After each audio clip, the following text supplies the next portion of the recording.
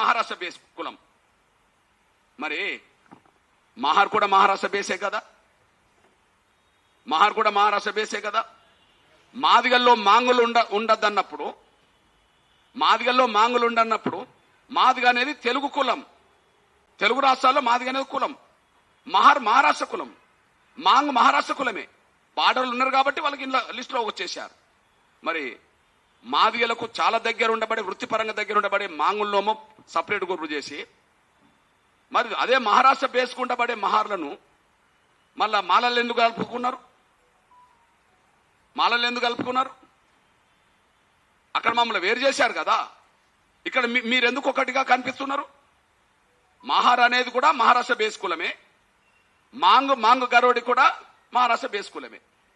ఇక్కడ నుంచి మాదిగల నుంచి దూరం చేశారు. వృత్తిపరంగా చెమార్లు డప్పులు కొడతారు అనే విషయం తెలిసి అక్కడ మహార్ బేస్